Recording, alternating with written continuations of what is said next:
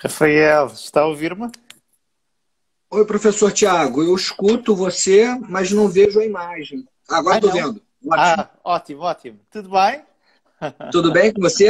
Tudo bem, tudo bem. Cá estamos. Tudo ótimo. Deixa eu agradecer, antes de mais nada, o professor Tiago Serrão, por aceitar esse convite e participar dessa live, uma live internacional, Brasil-Portugal. É uma honra ter você aqui, Tiago. A gente já se conhece por troca de e-mails, né, publicações. O professor Tiago me deu a honra de publicar aqui no Brasil um artigo, mais de um artigo até, de sua autoria na revista que nós coordenamos, a Revista Brasileira de ADR, que é uma revista voltada para a arbitragem. E aí, desde então, a gente estreitou as nossas relações e ele me deu a honra de permitir que eu publicasse também um artigo em Portugal sobre arbitragem, comparando Brasil e Portugal, né? Aí a revista, ó, excelente, linda, linda a revista. Então, Thiago, assim, um carinho enorme que eu tenho por você já, assim, apesar da nossa relação ser mais virtual do que presencial, certamente um dia a gente vai ter um contato mais próximo, físico, né? Eu pretendo ir a Portugal, certamente você vem ao Brasil, Claro. mas, bom, o professor Tiago, ele é advogado, ele é professor da Faculdade de Direito, professor assistente da Universidade de Lisboa, né, Tiago? Você Sim, ainda leciona lá em sim, Lisboa. sim. Tem uma vasta experiência profissional como advogado, tem apresentado muitos escritos em relação ao direito administrativo, é um grande especialista em direito administrativo, né, pelo que eu já percebi, um grande especialista em arbitragem. Enfim, é um professor assim de mão cheia, como a gente costuma dizer, e eu tenho assim uma honra enorme de receber um professor que tem um currículo tão vasto, uma pessoa tão carinhosa, uma pessoa muito acessível, muito educada, e mais do que nunca receber alguém de Portugal, que eu tenho um carinho enorme por Portugal. Naturalmente, os brasileiros têm uma relação muito próxima com Portugal, eu especialmente, porque meu avô e minha avó, saudosos avô e avó, né, são portugueses. Então a minha relação é estreita, tenho grandes amigos em Portugal. E, Thiago, você já entra nesse rol aí de amigos. Muito obrigado, Thiago. Muito obrigado, meu. Muito obrigado. Muito obrigado, Rafael, muito obrigado. Para mim aqui é uma grande honra. Foi uma grande honra este convite. Foi uma grande honra este estreitar de relações que de facto temos tido nos últimos meses, quer com o professor Rafael, quer com o grande amigo também, o Daniel Brandes Ferreira, que já está aqui online, já vi que também se encontra online e, portanto, estou muito agradecido pelas tuas palavras muito, muito simpáticas, exageradas para comigo, não mereço esses elogios, mas fico muito, muito, muito agradecido. De facto, tivemos o privilégio também na revista Direito Administrativo de contar precisamente com um brilhante texto do professor Rafael Oliveira, do professor Daniel Brandes Ferreira e vamos continuar seguramente essa colaboração. O professor Rafael, enfim, tem um manual de direito administrativo que não é só muito conhecido no Brasil, já é conhecidíssimo também em Portugal e não poderia deixar de ser assim, porque é de facto um belíssimo livro, um belíssimo elemento de estudo, muito apreciado por milhares de especialistas nestes temas, não é? Portanto, é uma grande honra estarmos aqui nesta conversa de irmãos. É assim que eu me costumo referir ao Brasil. Na Faculdade de Direito temos sempre muito contacto com irmãos brasileiros e é sempre um gosto. Aliás, alguns estão aqui presentes, a Clarissa está aqui presente, vários de facto amigos que nos dão este prazer de também estar aqui nestes instantes. E portanto, enfim, renovo o agradecimento. Não sei se o Rafael quer dizer mais alguma coisa antes de começarmos. Olha, agradecer, né, professor Tiago, esse carinho também que você tem nessas, enfim, comigo, com o professor Daniel, nosso querido amigo também. Obrigado pelo elogio em relação ao meu livro, fico muito feliz. Eu só tenho a agradecer também o carinho dos portugueses. A gente tem uma relação muito próxima, eu realmente, isso não é da boca para fora. O meu pai morou em Portugal, a gente adora Portugal mesmo, é a segunda terra de todos os brasileiros. e para muitos a primeira terra, inclusive. Muitos brasileiros estão aí morando em Portugal. Claro. Tiago, a gente vai falar só para quem está entrando na live e ainda não viu o nosso tema, se é que alguém ainda não viu o tema, a gente vai falar do direito administrativo aí em Portugal e no Brasil no enfrentamento do coronavírus, né, do Covid-19, essa pandemia que é global. Portugal já está no momento, acho, de recuperação, o Brasil ainda num momento mais, talvez, delicado em termos de contaminação, de problemas de saúde pública. Enfim, a gente está, então, enfrentando uma pandemia que gera reflexos em vários ramos do direito, né? No direito privado, no direito público. A gente vai falar um pouquinho, então, do direito administrativo, que é a sua área, que é a minha área também. E eu queria ouvir um pouco mais de você, Tiago, das medidas em Portugal, porque, assim, no Brasil, pelo menos para os brasileiros que estão assistindo, e para os portugueses que estão assistindo agora, a gente apresenta muito rapidamente, o Brasil ele já tem criado um regime jurídico temporário e próprio para o enfrentamento ao coronavírus. Então, nós temos um pacote de normas jurídicas que tratam dessa questão. E, claro, são centenas de normas, porque no Brasil, ao contrário de Portugal, nós temos uma federação e um complicador.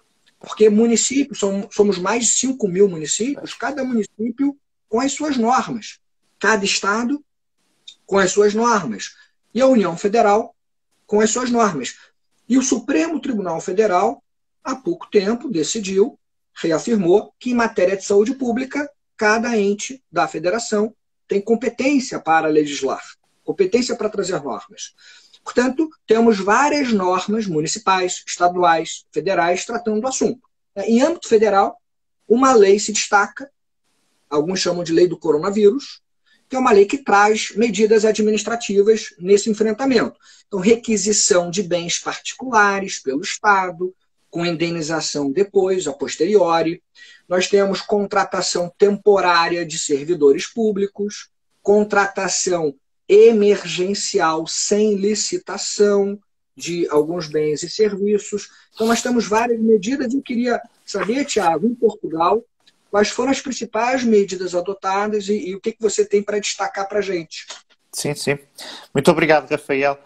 Já agora, se me permites, já fiz aqui uma referência à nossa revista de Direito Administrativo, mas faria também uma referência a um livro que eu tive o gosto de ser um dos coautores, que é este livro, Direito Administrativo da Emergência, não é? Que é um livro que foi escrito com o José Eduardo Coimbra, com o Marco Caldeira e por mim, neste período de quarentena. Portanto, nós aproveitámos, enfim, este período de quarentena para dar um pequeno contributo também para a ciência do direito administrativo e chamámos precisamente a este livro Direito Administrativo da Emergência, que acho que é um título adequado também para estes tópicos que vamos traçar agora nos próximos minutos, não é? Porque, de facto, é disso que se trata, é de um direito administrativo transitório. Vamos ver quão transitório vai ser, não é? Porque, apesar de tudo, como dizias, em Portugal já estamos provavelmente noutra fase, mas a situação ainda está para durar, não é? Do ponto de vista médico, do ponto de vista técnico, diria que há uma convergência nesse sentido, enquanto não houver verdadeiramente uma vacina ou uma resposta médica por relação a esta doença. Enfim, este direito administrativo provavelmente será transitório, mas é uma transitoriedade não tão curta quanto aquela que nós gostaríamos, não é? Mas este livro foi escrito sobre esse mote e visou precisamente incidir sobre as principais mudanças no direito administrativo em Portugal. E eu diria que para termos acesso a essa fotografia panorâmica, não é? No fundo, a minha ideia era essa, era tirarmos aqui uma fotografia panorâmica a este direito administrativo da emergência, a este direito administrativo da resposta à Covid-19. Eu diria que nós podemos separar 3 momentos, 3 fases. O primeiro momento em Portugal foi o momento anterior à declaração do estado de emergência. Portanto, nós tivemos uma declaração de estado de emergência, que em Portugal essa declaração no fundo, uma decisão do Presidente da República.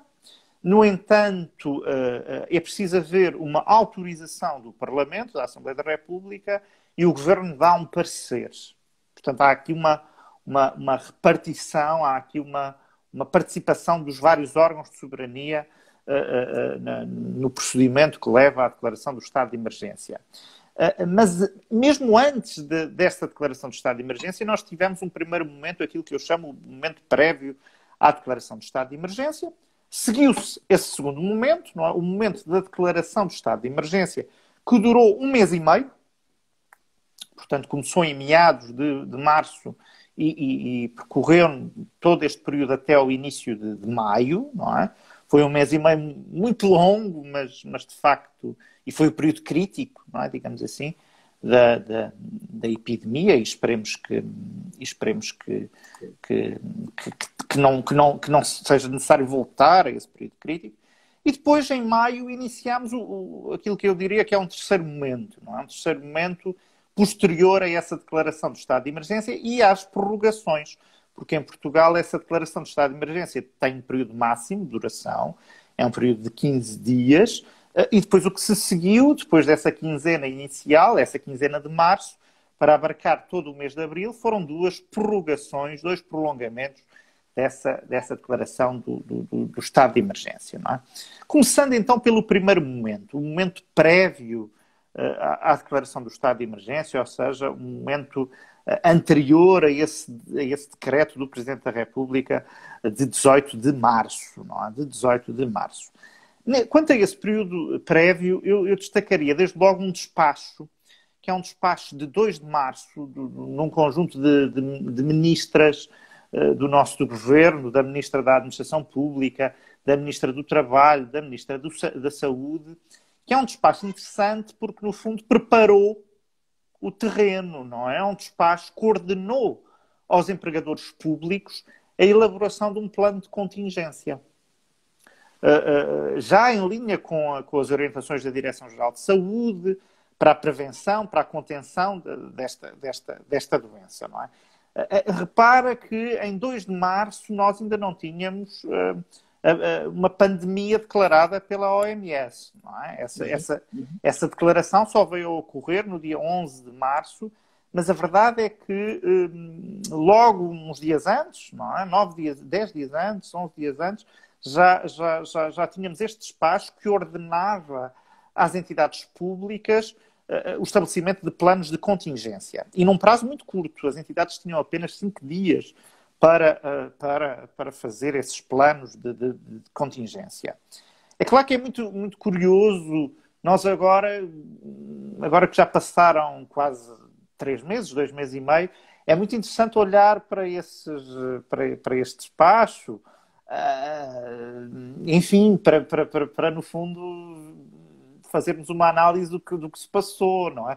A certo momento nesse despacho é dito, bem, o risco de transmissão secundária da doença na União Europeia é baixo a moderado. Bem, não sei se hoje se pode dizer isto, não é? Depois do que se passou em Espanha, do que se passou em Itália, sobretudo, e em Espanha, e não só, não é? Se hoje esse risco de transmissão, afinal de contas, era e ainda é bem mais elevado, não é? Mas o que é certo é que era esse ponto que eu gostava de salientar, é que diria que foi importante começarmos a tomar medidas de precaução muito, muito, muito cedo. Não é? Já depois da declaração da Organização Mundial de Saúde, mais precisamente no dia 13 de março, o Governo veio aprovar um decreto-lei com medidas excepcionais e temporárias de resposta a esta epidemia da Covid-19.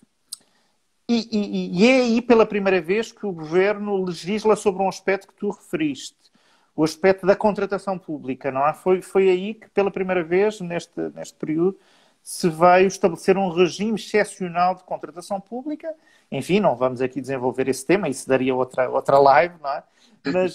Mas no fundo, a ideia fundamental é que há uma compressão do princípio da concorrência. Não é?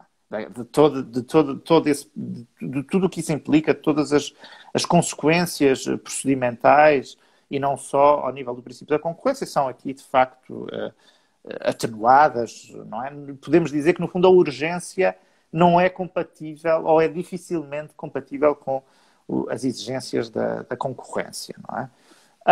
E também, conexo com isso mesmo, foi criado um regime excepcional de autorização de despesa e de autorizações administrativas, não é? E este diploma é também um diploma marcante no caso português. Este diploma, o Decreto-Lei 10A/2020, de 13 de março. Porquê? Porque foi através deste Decreto-Lei que se determinou a suspensão das atividades letivas e formativas nas escolas, nos estabelecimentos de ensino. Não é? Foi um assunto muito debatido, não havia unanimidade, evidentemente, gerou bastante discussão, mas o governo decidiu suspender a totalidade das atividades letivas nas escolas. Portanto, as escolas, sejam públicas, sejam privadas, de facto encerraram. E hoje, olhando também um bocadinho para trás, provavelmente foi uma boa decisão, não é? Resta saber se não seria já chegado o momento de irmos mais longe na reabertura, mas depois também poderemos falar um bocadinho sobre isso.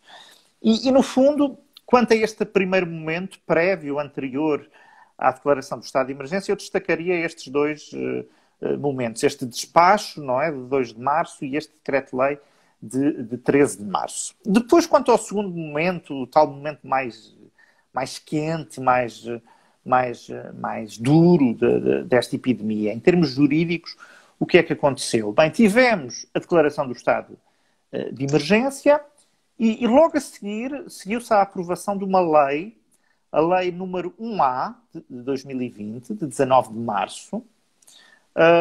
Repara que o estado de emergência foi declarado a 18 e, portanto, esta lei é de dia 19 de março. E é uma lei, de facto, muito, muito importante para este direito administrativo da emergência, para este direito administrativo de resposta à Covid-19. Desde logo ao nível do funcionamento dos órgãos do poder local. Em Portugal nós temos, enfim, órgãos colegiais autárquicos, não é? Aquilo que no Brasil se chama os órgãos colegiados, não é? Os órgãos colegiados. E estes órgãos colegiais autárquicos, das autarquias locais, têm prazo para realizar as suas reuniões, evidentemente. As reuniões ordinárias, as reuniões que têm que ocorrer em datas periódicas, em períodos periódicos.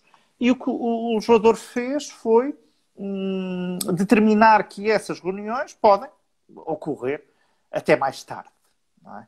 Podem ocorrer até 30 de junho de 2020. Vamos ver se nos ficamos por aqui, vamos ver se o legislador não terá que prever um prazo ainda mais longo do que este, mas de facto o que consta dessa lei é isso mesmo, uma prorrogação, uma extensão do prazo de realização dessas reuniões. E compreende-se, não é? Porque esta doença, como todos sabemos, é uma doença que se transmite pessoa a pessoa. Estas reuniões são presenciais, são no sentido físico, não é? Do termo, e, portanto, é compreensível que tenha havido a necessidade de se estender o prazo de realização destas reuniões. Mas também, no mesmo diploma, ao mesmo tempo que o legislador permitiu que estas reuniões destes órgãos administrativos colegiais sejam feitas mais tarde, o legislador também admitiu, e bem, que estas reuniões sejam feitas por meios eletrónicos.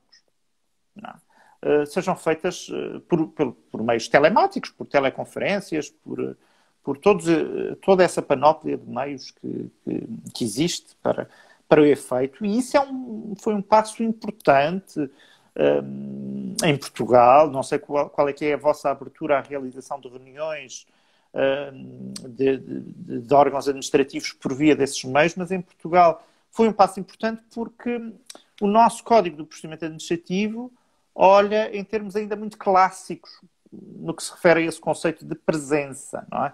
E, portanto, esta abertura à realização de reuniões por meios telemáticos é uma abertura importante porque, provavelmente, podem ter ficado aqui as portas abertas para permanecer assim, não é? Pelo menos em determinados casos, para podermos continuar a reunir órgãos colegiais, não só os autárquicos, mas órgãos colegiais em geral, por esta via.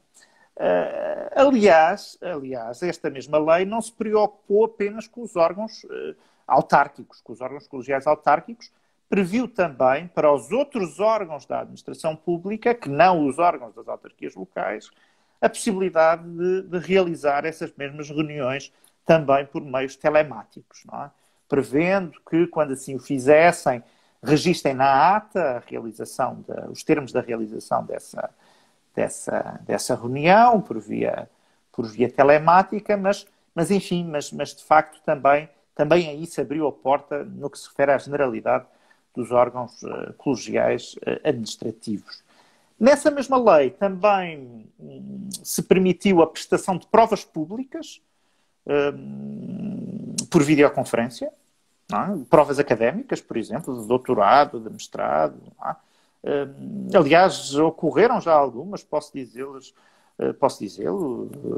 quer na Universidade de Lisboa, quer na Universidade de Coimbra, várias provas académicas que já ocorreram por essa via, não é? Desde que terminou a lei, desde que haja acordo entre o júri e o candidato e desde que haja condições técnicas, não é? para essa realização, por essa via. Isso quanto a este diploma, não é? Este diploma de 19 de março, a lei número 1A/2020. A declaração de estado de emergência foi depois também regulamentada. Não é? Surgiram 3 decretos, desde logo com a declaração e depois com mais 2, cada um deles com as prorrogações à declaração de estado de emergência, e esses decretos também são muito importantes em matéria de direito administrativo. Eu diria mesmo extremamente importantes. E a principal nota que eu destacaria desses decretos é a absoluta centralidade que é dada ao Governo na execução administrativa da declaração do estado de emergência. Aliás, este é um ponto que depois seria muito interessante fazermos a ponto com o Brasil, não é? Porque pelos mídias tenho ouvido algumas notícias de dificuldades precisamente de articulação, dado o quadro federal que tu referiste. Na nossa experiência, de facto, estes diplomas, e isso já resulta do próprio regime jurídico da declaração do estado de emergência, o Governo tem uma absoluta centralidade na execução na execução administrativa do estado de emergência. O Governo é o órgão cimeiro da administração pública e é um órgão muito, muito central neste período de declaração de estado de emergência.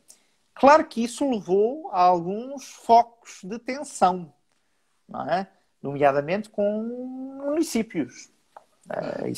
Logo no início, logo nos primeiros 15 dias, houve alguns focos de tensão a esse nível, algumas dificuldades de compatibilização dessa ação administrativa. Nós, no livro do Direito Administrativo da Emergência, falámos disso. Aliás, um dos outros autores, o Dr. Duarte Coimbra, também está online, acabei de ver. E aproveito para o saudar também.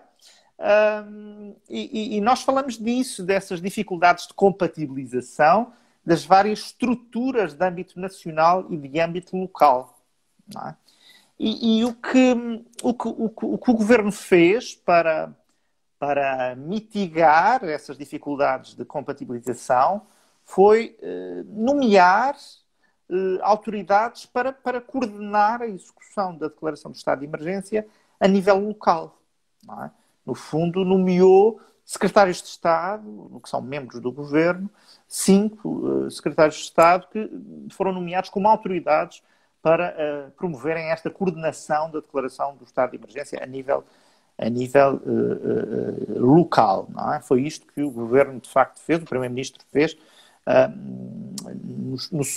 na segunda quinzena da declaração do estado de emergência. Outra nota que me parece importante, porque foi uma viragem, foi uma mudança ocorrida neste período, foi a aposta muito clara, constante destes decretos, no teletrabalho. Independentemente do vínculo laboral, desde que seja compatível o teletrabalho com as funções em causa, foi estabelecida, de facto, uma obrigatoriedade do trabalhador estar a trabalhar à distância. Não é? E isto para a administração pública e fora dela. Não é? Mas aqui, para aquilo que nos interessa, importa notá-lo para a administração pública. É verdade que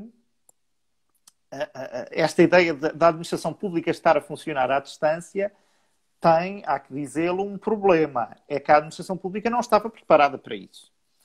E desde logo ao nível dos processos administrativos, ainda em Portugal, a maioria desses documentos administrativos ainda estão em formato físico, não é?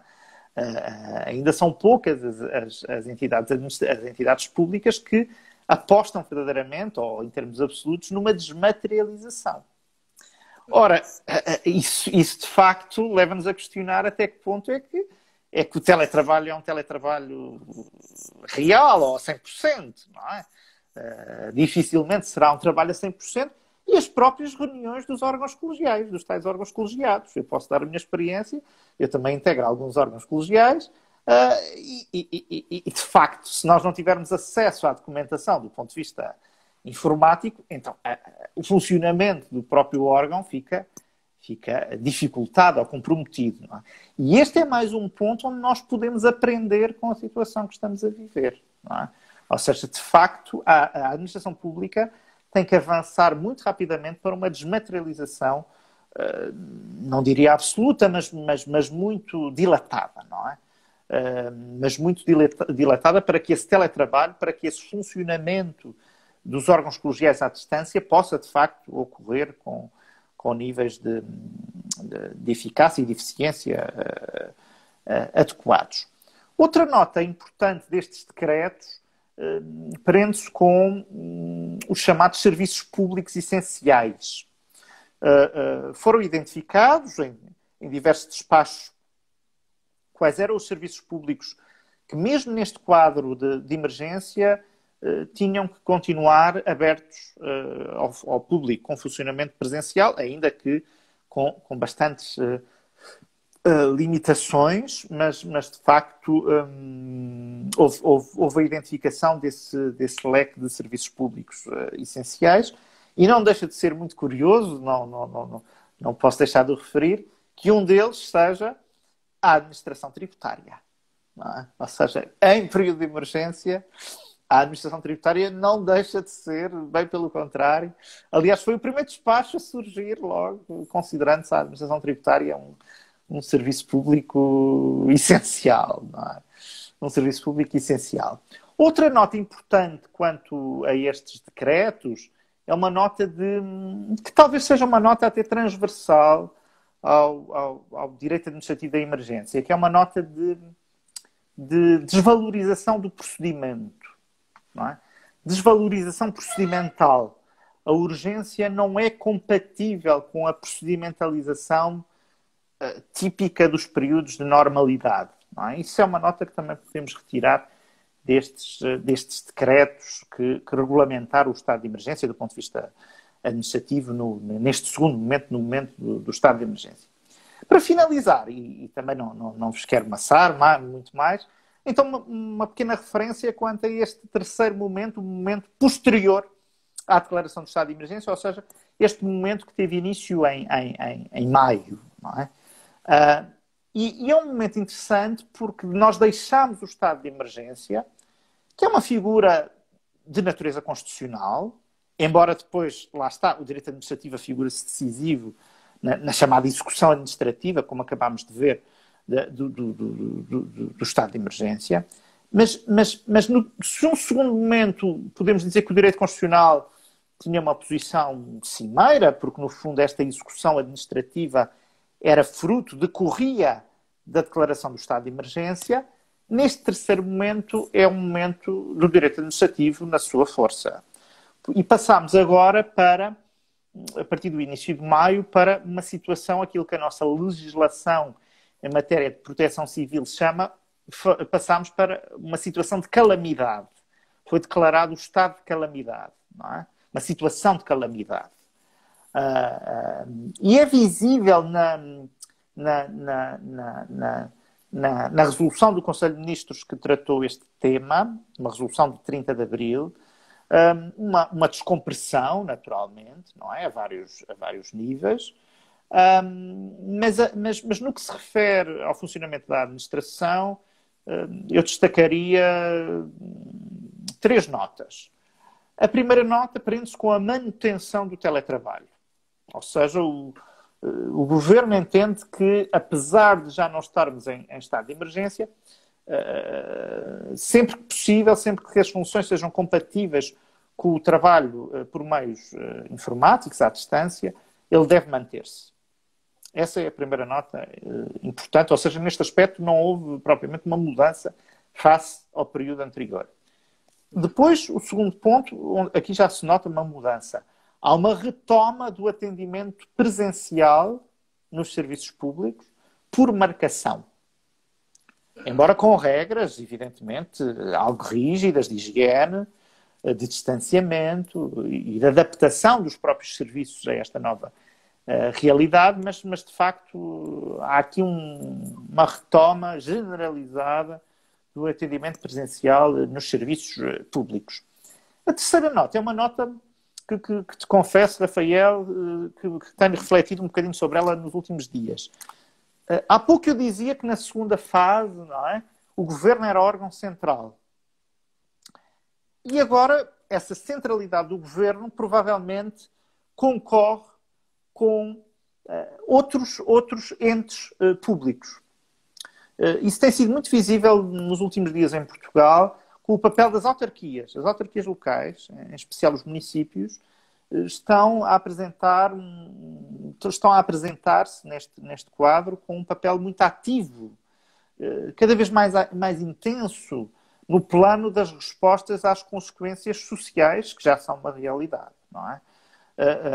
Planos de apoio ao comércio local, planos de apoio à restauração, são tudo medidas que temos visto em Portugal no plano das autarquias locais e, portanto, a tal centralidade do governo da segunda fase, provavelmente agora estamos a entrar num momento onde essa centralidade é dividida, esse protagonismo do governo, digamos assim, é dividido também com outros players, não é? Com outros entes públicos infraestaduais, mas que estão mais próximos das necessidades da população, apercebem-se mais rapidamente de quais são as necessidades sociais, não é? Resultantes das consequências sociais resultantes desta pandemia e, portanto, estão a procurar dar uma resposta imediata às mesmas, não é? A essas consequências.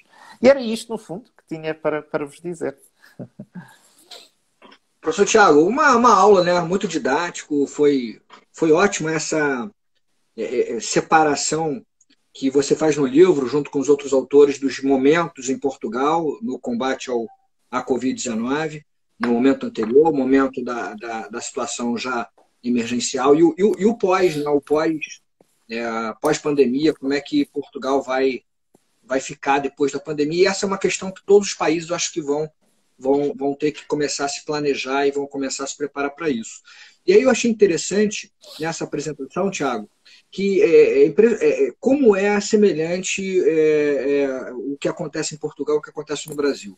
Né? No Brasil, assim como em Portugal, nós adotamos medidas guardadas as peculiaridades, evidentemente, de cada país, mas adotamos medidas no campo das contratações públicas, no campo do funcionalismo público, no campo da responsabilização, né, etc., serviços públicos essenciais.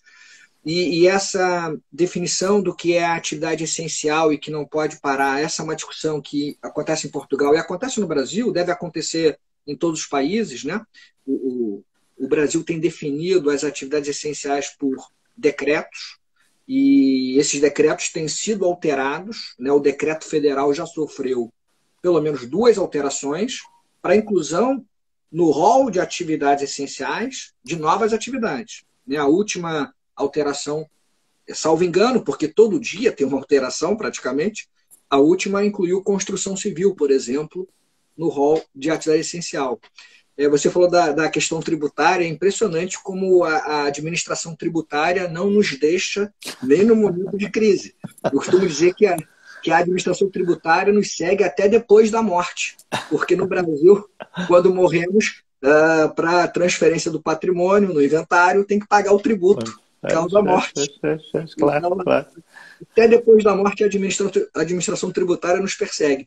Mas, enfim, nós temos aqui no Brasil, eu ouvindo a sua fala, Thiago, a questão do teletrabalho, como você pontuou muito bem, eu acho que é uma das questões que deve permanecer depois da pandemia. Claro que nem tudo vai ser teletrabalho, não dá para ser. Mas quando for possível e proporcional e economicamente até mesmo adequado, o teletrabalho acho que vai acabar sendo uma realidade para alguns órgãos públicos. Eu vou falar aqui de uma experiência recente, Thiago. Você já deve ter visto, porque você participa muito de discussões envolvendo o direito brasileiro, nós participamos de alguns grupos em comum. Uhum. Recentemente, né, nós já temos a questão virtual, digamos assim, do teletrabalho em alguns órgãos públicos, mesmo antes da pandemia. Né? Alguns órgãos públicos já tinham, para alguns setores, alguma regulamentação sobre teletrabalho.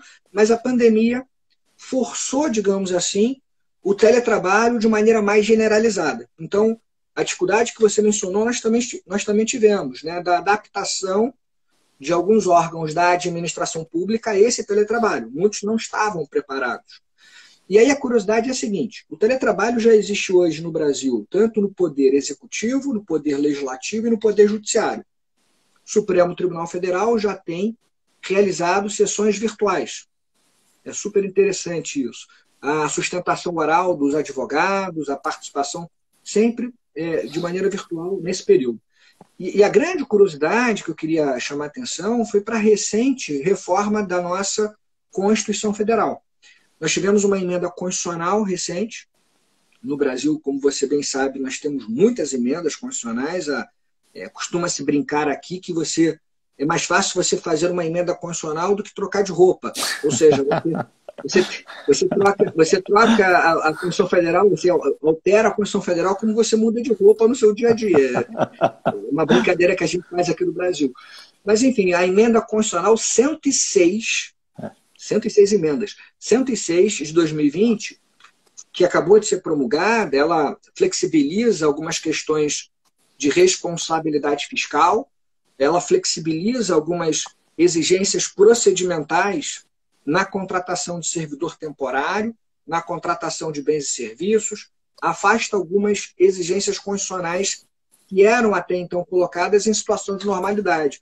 Mas a grande curiosidade é que essa emenda constitucional 106 de 2020 foi a primeira emenda constitucional da história brasileira elaborada a partir de sessões, reuniões remotas, virtuais. Todo o debate, né, na elaboração dessa emenda foi virtual. E já ouvi aqui, já na pesquisa, já ouvi que alguns congressistas já questionam se isso poderia ter sido feito, alterar a Constituição Federal por meio de sessões remotas. Já tem esse debate iniciando. Vamos ver se vai à frente. Mas é interessante, porque essa emenda, além de ter sido votada de forma remota, ela, veja, Tiago, ela não alterou nenhum dispositivo constitucional. A gente pensa em emenda constitucional no Brasil, a gente pensa numa emenda que vai alterar o texto constitucional. Ela não altera texto algum. O que ela faz é suspender temporariamente, durante a pandemia, algumas normas constitucionais ou algumas exigências constitucionais. Elas não seriam aplicadas nesse período, o que é curioso. E uma outra curiosidade, só para fechar uma outra curiosidade, é que essa emenda ela é temporária. A própria emenda constitucional diz que ela vai se aplicar durante o estado de calamidade. Quando acabar o estado de calamidade, a emenda não mais se aplica. Então, tem algumas curiosidades no Brasil em relação a isso. E eu acho que, como você bem pontuou, a gente pode fazer uma análise no final de tudo isso, quando tudo passar, uma análise daquilo que dá para ser aproveitado e que tem os seus méritos, e a gente, de repente, usar de uma maneira mais ordinária, de uma maneira mais intensa, como, por exemplo, talvez aí o teletrabalho, e certamente algumas medidas que são especialmente restritivas, e muito restritivas em relação a direitos fundamentais, talvez essas fiquem mais para esse momento da pandemia e não se justifiquem numa situação ordinária. Então, assim, em resumo, Thiago, acho que foi super interessante ouvir a sua fala, e como você já deu a deixa, até daria para a gente fazer outras lives só para falar de contratação emergencial e outros assuntos, mas acho que isso demonstra como a gente tem problemas semelhantes, como o Brasil e Portugal têm remédios do direito administrativo, remédios semelhantes, e, evidentemente, cada país vai ter a sua peculiaridade por conta do seu ordenamento jurídico. Mas, enfim, eu gostei bastante, Thiago, dessa nossa conversa. Eu queria aqui recomendar fortemente o livro do professor Thiago, o Direito Administrativo da Emergência. Queria agradecer, inclusive, ao professor Duarte, que está assistindo a gente aqui também. Lá na Almedina, o livro foi publicado pela Almedina, que é famosíssima mundialmente. No Brasil, nós temos uma grande relação com a Almedina também. Direito Administrativo da Emergência, José Duarte Coimbra, Marco Caldeira e Tiago Serrão, que é esse que nos fala aí. Portanto, uma obra de referência, me parece, porque não temos obras com esse tema de uma maneira tão concentrada e organizada. Eu falo assim, Tiago, porque eu escrevi um artigo logo no início da pandemia para falar do direito administrativo nesse tempo de crise, e eu falei do estado de necessidade administrativo, usei esse termo, e eu usei muitos autores portugueses, como eu sempre faço. Professor Sérvulo Correia. Exato. O José Manuel Sérvulo Correia, que escreveu um artigo clássico, que é Revisitando o Estado de Necessidade, numa obra em homenagem ao professor querido Diogo Feijão do Amaral. Exatamente. Usei bastante Paulo Otero no seu livro Legalidade e Administração Pública, que ele fala também disso. E já menciono agora a obra de vocês, porque eu vou publicar esse artigo agora numa obra coletiva de alguns amigos, e já uso o livro Direito Administrativo da Emergência, da Almedina, do Tiago Serrão e dos seus outros coautores, porque é uma obra de referência. Até então você tinha, eventualmente, artigos em revistas ou trechos em livros que falavam alguma coisa sobre esse ponto.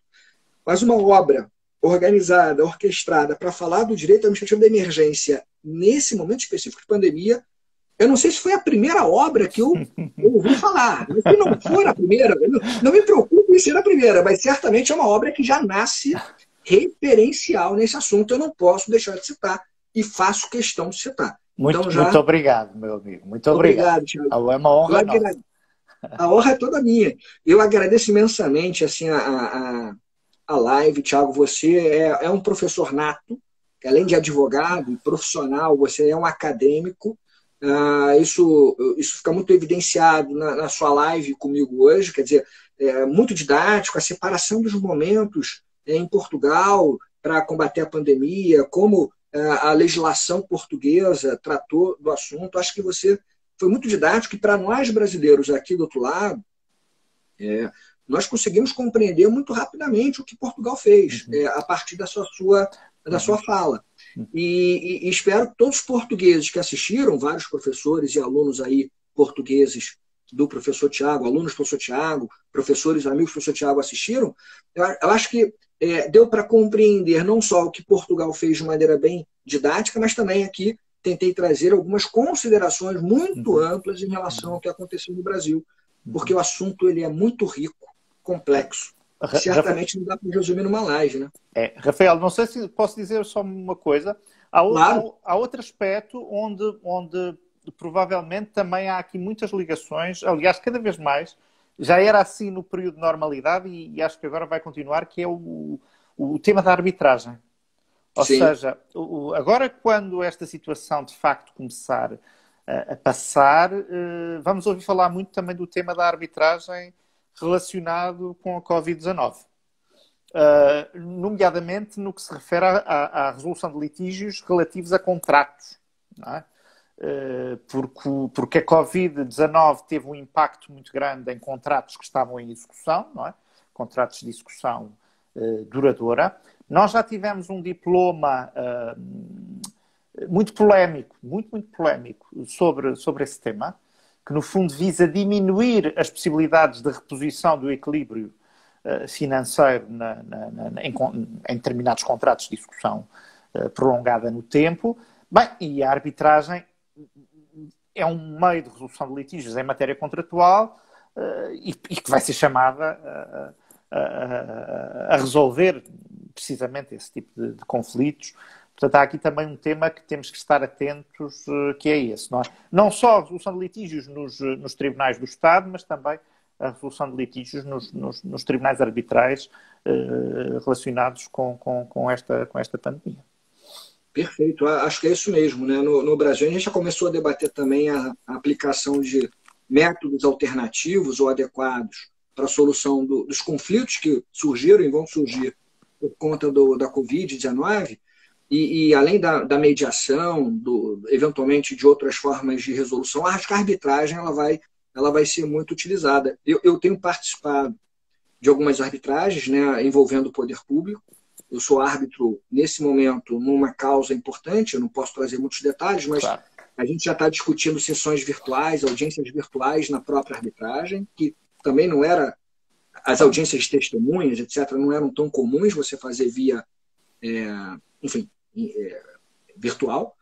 E eu acho que depois da pandemia, as discussões de reequilíbrio econômico elas vão se intensificar, porque havendo ou não uma norma tratando da questão do reequilíbrio, como você bem disse, o evento foi tão forte, tão intenso, que ele certamente vai causar um desequilíbrio em todos os contratos celebrados, especialmente também aqui com a administração pública.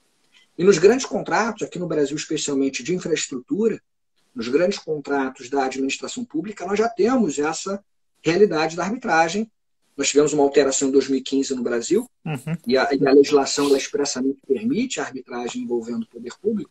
Então, muitos contratos de infraestrutura, de concessão, de parceria público-privada, já prevêem cláusula arbitral. Então, provavelmente, nós teremos aí muitas discussões desaguando na arbitragem. Aliás, Thiago, quando você tiver um tempinho, a gente pode marcar uma live para falar de arbitragem. Sim. E vai ser muito relevante. Vai ser muito relevante porque são litígios que não podem ficar anos durante os tribunais do Estado. Portanto, a arbitragem... Eu até talvez vá um bocadinho mais longe. Ou seja, até nos casos em que não há convenção de arbitragem, provavelmente devia ser criado aqui um mecanismo que permitisse ao contraente privado impor à administração a arbitragem, porque o contraente privado já está numa situação difícil economicamente, não pode ter o seu litígio durante anos num tribunal do Estado. São litígios que têm que ser resolvidos rápido. Exato. Concordo. Vamos fazer uma live, então, mais para frente, pelo menos trocar algumas ideias em relação à arbitragem, que eu acho que a gente tem muito para ouvir de você também sobre esse assunto. Você que já é uma referência à arbitragem também. Simpatia tua. Tu é que és uma referência. Tiago, eu só tenho que te agradecer mais uma vez aí essa live. A gente está no finalzinho, o Instagram ele tem um limite de tempo para as nossas lives, mas eu acho que o tempo foi suficiente para você trazer uma ideia muito, como você disse, a fotografia panorâmica, né, sobre a situação em Portugal. Acho que foi excelente. Para mim, pessoalmente, foi muito engrandecedor. Aprendi bastante sobre o que aconteceu em Portugal durante essa pandemia. E espero de coração que nós venhamos a fazer uma nova live muito em breve, para falar de outros temas, inclusive do tema da arbitragem. Então, Thiago, eu queria que você trouxesse aí suas palavras finais, já agradecendo a todos que assistiram, né, a nossa live aí, que estão assistindo até agora. Isso mesmo, agradecer a todos. Tenho aqui vários amigos, o Ângelo, o Paulino, antigos alunos e amigos, e agradeço a todos também, e agradeço-te a ti em particular, foi uma oportunidade única. Muito obrigado por esta oportunidade. E vamos continuar a nossa parceria jurídica. Sempre, Thiago. Queria então agradecer ao professor Thiago Serrão, diretamente de Portugal, falando com a gente hoje sobre o direito administrativo e coronavírus. Sigam o Instagram do professor Thiago Serrão. né? Vejam essa obra que ele acabou de lançar, Direito Administrativo da Emergência, que é facilmente encontrada, inclusive no Brasil, porque nós temos a Almedina também comercializando os livros aqui no Brasil, mas enfim, outras editoras também estão comercializando esse livro, vale a pena para todo mundo sair atualizado da pandemia, tá bom? Obrigado, professor Tiago, obrigado a todos os professores e amigos que assistiram a nossa live de hoje. Um grande abraço para todos e até a nossa próxima live. Um abraço. Tchau, tchau. Deus.